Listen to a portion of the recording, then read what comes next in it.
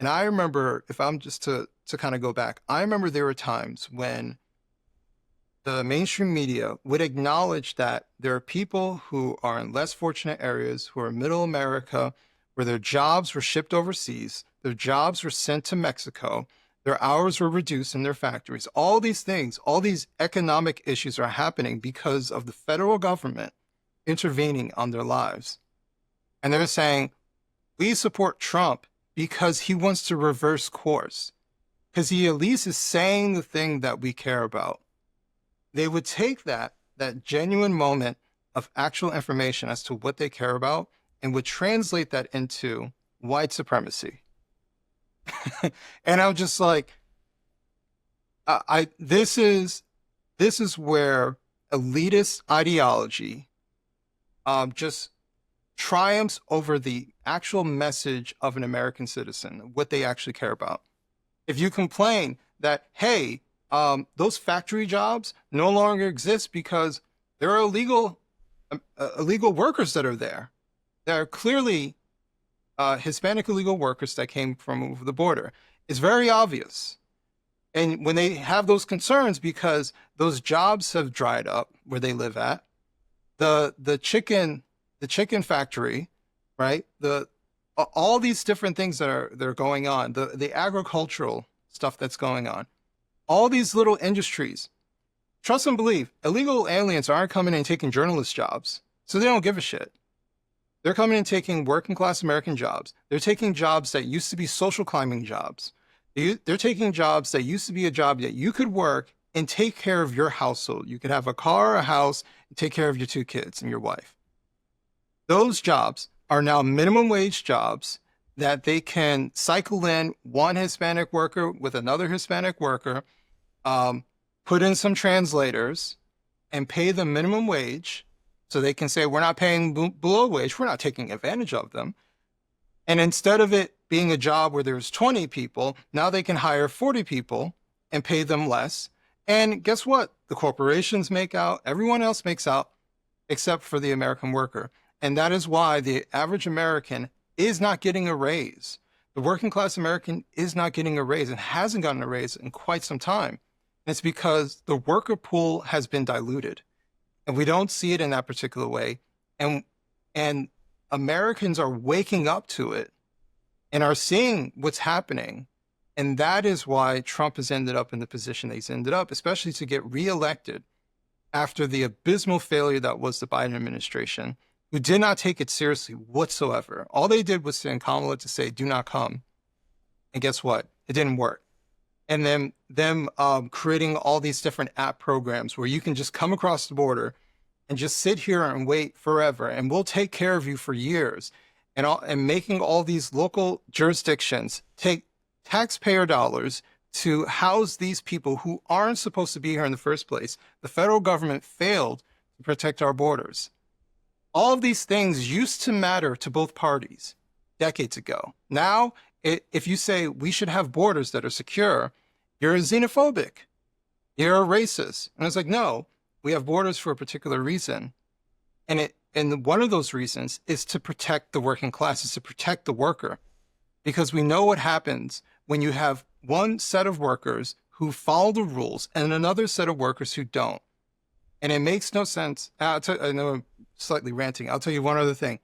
I was talking to a guy who works in construction, and he was saying, because he has his own construction business, he said, I don't do roofing at all because there's no point.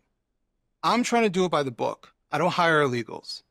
I can't afford to do roofing because if I do roofing, that means I have to get an American citizen. I have to pay for insurance. I have to pay for these things. I have to pay them more because it's dangerous work than the average person.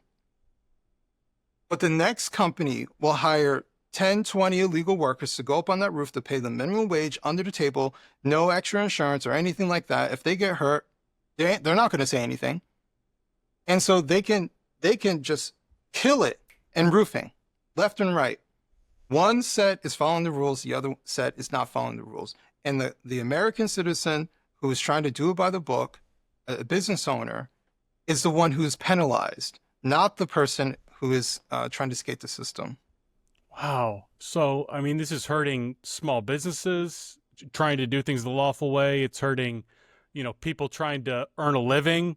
And it seems like the bludgeon, if you bring this up, it's like you're being racist, so shut up. This is a symptom of white supremacy, blah, blah, blah. Do you think that the MAGA movement and Donald Trump is kind of an extension of white supremacy in this country? I see what you did there. No, um, no, I will say I think there are white supremacists that do exist, and what's- they're trying to hijack a movement. Um, but if I'm just talking about Donald Trump himself, um, he at the very least has been consistent. You can't say that about most politicians. I've seen videos of this man since the 2000s, maybe even the 90s, where he said the same thing, that big problem is China. The big problem is we're not taking care of our borders. We're undermining workers. We need to do these things. He's been advocating for the same thing for decades. Very few politicians you can actually say that about. So when I see the man go up on stage and say the same thing he's been saying since the 90s, I kind of believe him. And now reports have come out that we have a net negative in migration in this country for the first time. Shoot, I can't remember how far back it goes, but it's for the first time in decades. And the net migration is it's twofold. It's referring to legal and illegal migration into the country. However, because I was like, well, is that a good thing? Because if that's talking about legal migration, is that necessarily a good thing? But a lot of that is also it's mostly referring to illegal migration. So he's shrunken it from his hard stance almost immediately coming into power. Border crossings dramatically reduced, like almost non-existent. Um, I had a conversation with someone when we try to compare, and this is one of those things where you have to look at numbers, you have to understand what you're looking at and what these numbers actually mean. People call Barack Obama deporter in chief because if you look at deportation numbers, they're high. But what constitutes as a deportation? If you come across the border and I catch you, I process you and deport you immediately, that's a deportation number. Okay.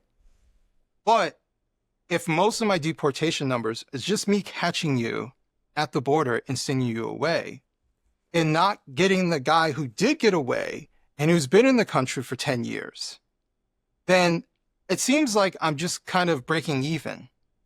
But now we have very little border crossings, which means that most of the deportations are coming from actual people who are within the country.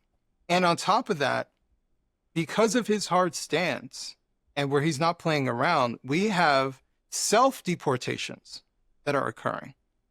We have Donald Trump offering to, I can't remember specifically, it might have been to Venezuelans or it might have been to different groups, saying that if you apply for this and you self deport and you stay out of the country for X amount of time, we will allow you to apply to come back into the country to do it the legal process. So it won't be a forever ban because you broke the law, right? So that is advocating for people to make it easier on the government. Just leave, because what he's saying is eventually we're going to catch you.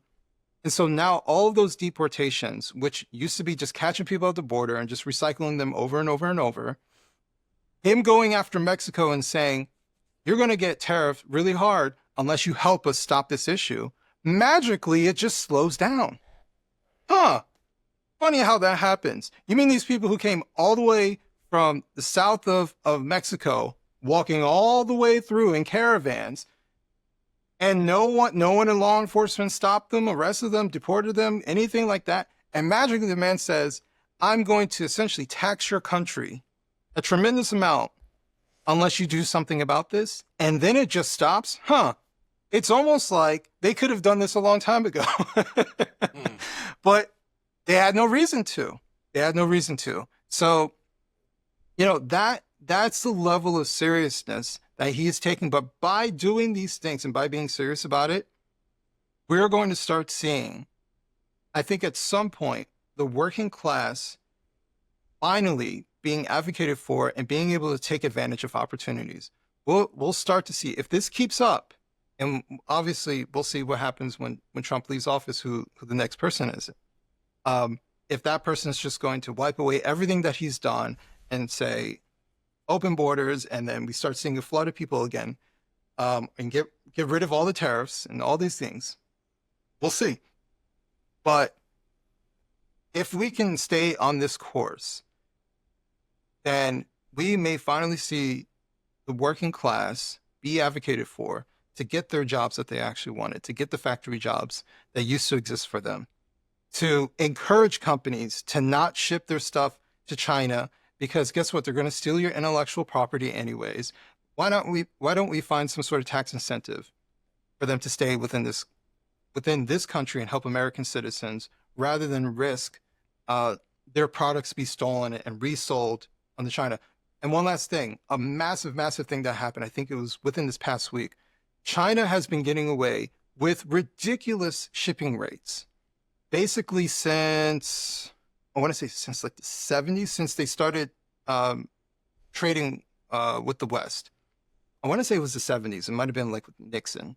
But they've been getting away with extremely cheap shipping rates since then. And they've been taking advantage of it. And they've been flooding our economy with cheap Chinese crap and getting away with it. That's why in many cases it was cheaper to buy from China than it was to buy within their own states. And it's because we made the pathway so cheap that it was affordable for them to do anyways. We finally got rid of that because it was a rate for developing nations. Well, China is no longer a developing nation. And letting them have that is like an economic killer for the United States. So China has had this disadvantage forever, and it's finally gone. So we'll start to see the decline in cheap Chinese crap that comes here. And that void that was being filled by cheap Chinese crap will start to be replaced by either American goods or friendly country goods that we're importing. But China has been our number one competition, and we've been acting like they haven't been. Mm.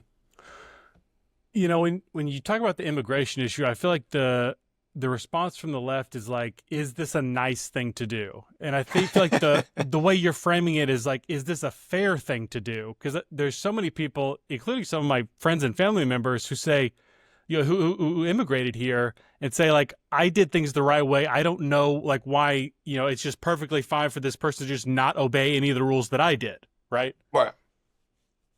No, they're absolutely right. There definitely is a fairness aspect. There are many aspects when it comes to legal immigration that any one person can hone in on. I have a video that I'm going to be working on very soon, breaking down what illegal immigration actually looks like in New Jersey. So if you want, I can kind of explain that to you. Yeah.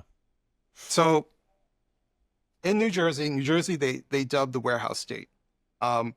We have a ton of warehouses. Down the street, I have a number of warehouses. Just a couple blocks away, there's a number of warehouses that are here. They're in urban areas, rural areas, and suburban areas. They're all over New Jersey. And the reason I know that these particular warehouses, and especially like the one down the street from me, is a food company down the street from me, they use illegal immigration.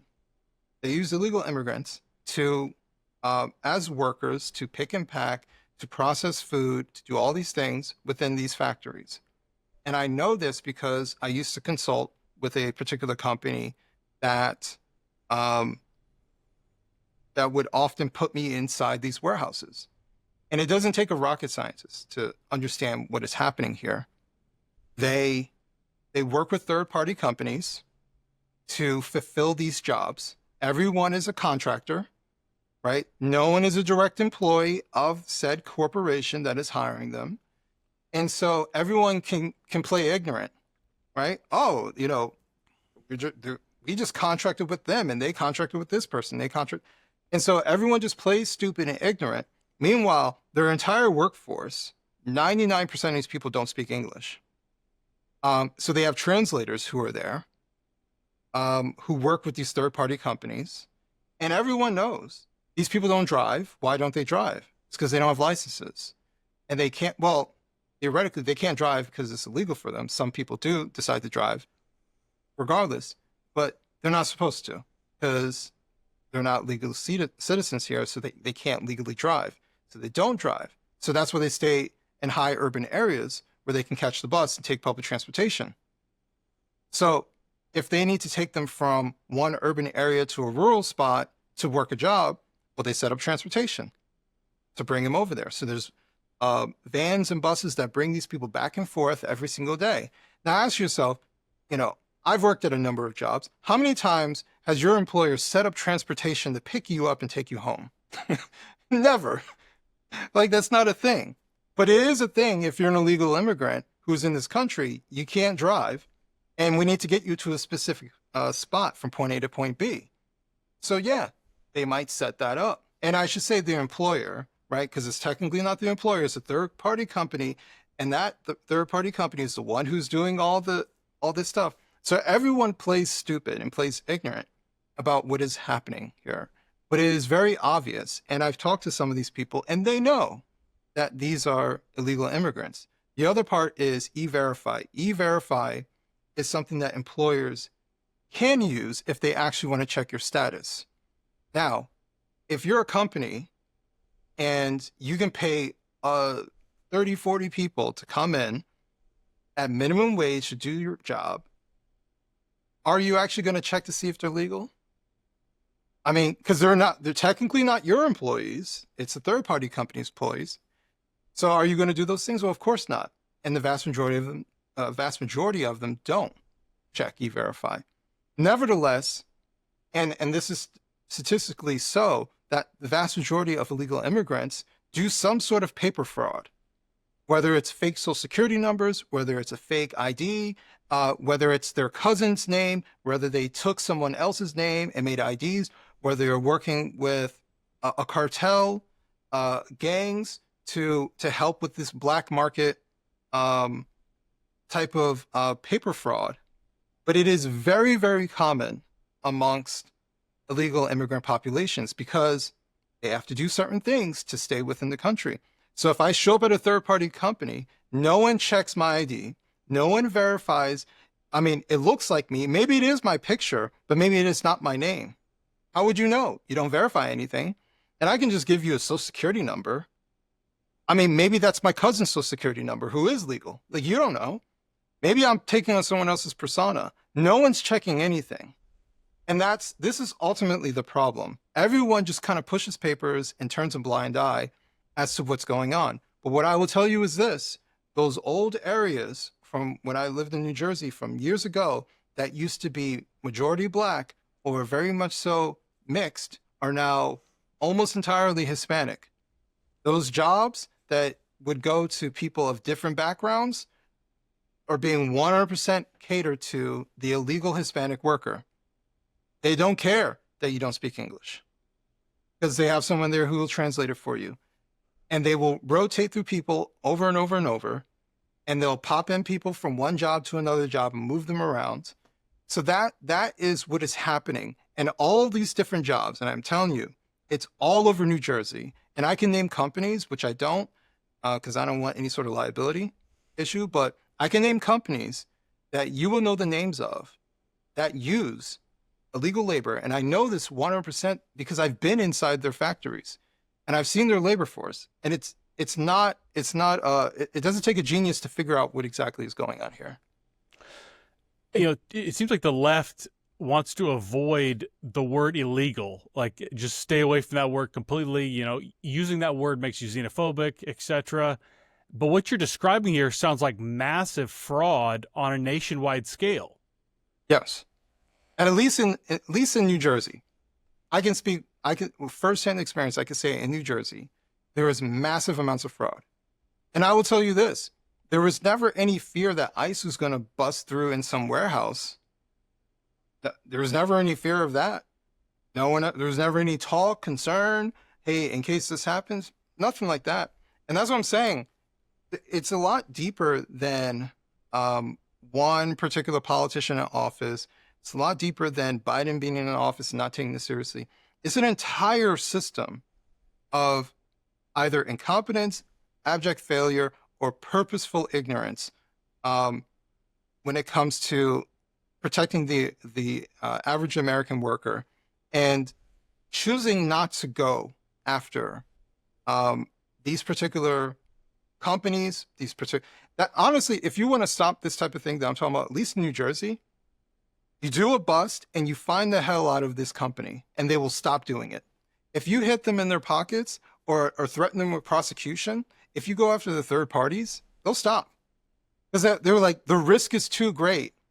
But if you go in there and bust them and then take out the 30 illegals that you got them for, and then tomorrow they just put in another 30, and there's no penalty, no one doesn't, then they're just going to keep doing it. So there actually has to be some sort of punishment for violating the law. And so what I'm asking for, like you said, 100% is fairness. But along with illegal immigration comes human suffering. That's the part that I think we really don't talk about. It's very easy to talk about the economic side of illegal immigration, especially from the worker side.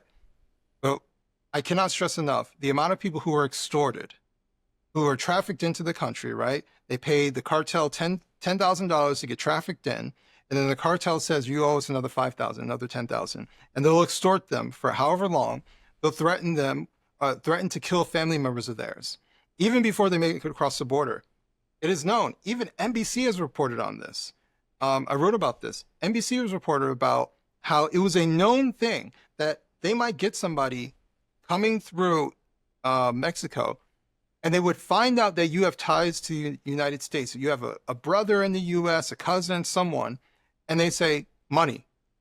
And they'll make you call them, and they'll get on the phone and say, you send us $5,000 or we'll murder them right now. And they don't play. And one particular guy they talked to, I think he was a Honduran national. He was there with his daughter. And they did that to his brother, and they talked to the brother, and the brother's crying because he thought they were going to kill him. And the man that was being extorted, who had his life threatened, was talking about how the cartel was murdering people in front of him and would force him and others to eat parts of the body to get rid of the body.